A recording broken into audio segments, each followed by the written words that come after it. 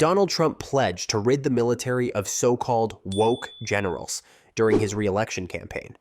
The concern in the Pentagon corridors, now that he is president-elect, is whether he would go much farther. After encountering opposition from the Pentagon over everything from his doubts about NATO to his willingness to send troops to put an end to demonstrations on American streets, Trump is anticipated to have a much more negative opinion of his military chiefs during his second term. Trump's harshest detractors include past defense secretaries and U.S. generals, some of whom have called him a fascist and said he is unfit to hold public office. Trump is furious and has proposed that Mark Milley, his former head of the Joint Chiefs of Staff, be put to death for treason. According to current and former U.S. officials, Trump would put loyalty first during his second term and fire career civil servants and military officers he believes to be disloyal. Jack Reed, a Democrat who chairs the Senate Armed Services Committee, stated that Trump will destroy the Department of Defense and he will fire generals who defend the Constitution. What do you think is going to happen, or what do you worry will happen with the Pentagon? Well, the first worry I have is that there's a smooth and orderly transition. I mean, this is absolutely critical to national security. We saw in 2000, 2001, at least according to the 9/11 Commission report, some of the dangers that can happen when you don't have a smooth transition. You're not ready for all the challenges that are faced out there in a very dangerous world. So I think the first thing that has to happen is the Trump the incoming administration, the Trump team, has to be serious about transition. They have to make sure to get the landing teams in place, and they have to listen to the civil servants and the uniformed military who are going to provide, in an apolitical, nonpartisan way, their best professional judgment on a range of issues that the team's going to have to face when they start on January 20th.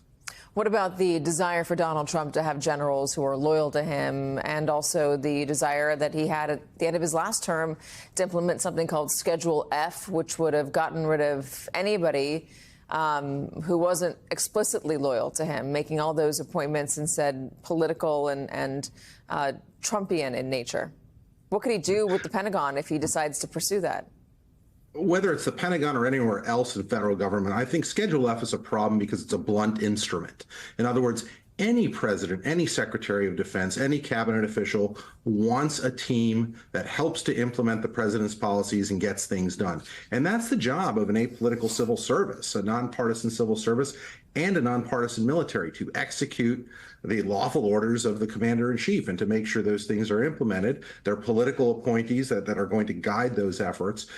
So I think any president that thinks that they're going to simply really throw the baby out with the bathwater, we're just going to get rid of everybody who stands in our way, runs into a problem, and that is groupthink. In other words, everyone's going to tell you what you want to hear rather than what you need to hear. And I can't think of anywhere where it's more important than the national security arena that people hear, that a president hears what they need to. They need to understand the risks, the trade-offs, there are dangers in using military force, and they're the right ways to go about it.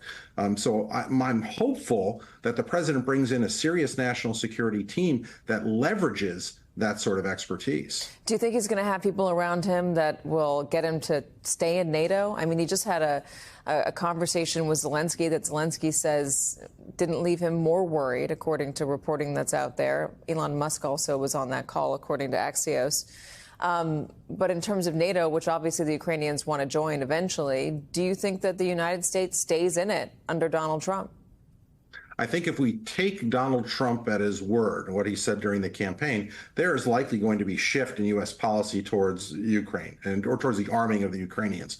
But remember, first, the Europeans are doing a lot, in some cases a lot more than the U.S. has done, in order to make sure the Ukrainians stay in this fight.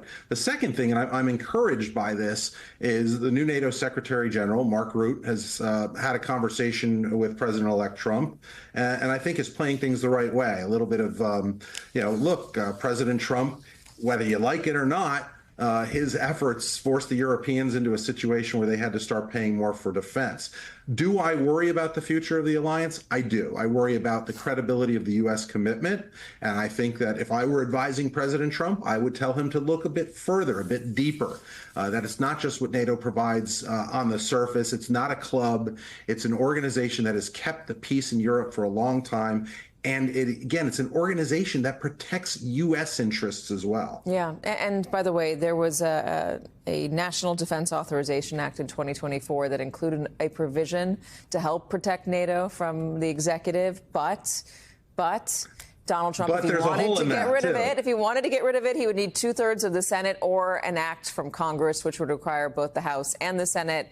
And it stands to reason that Donald Trump could very much get a Republican House. So that does put NATO certainly at risk if Donald Trump wants to go after it.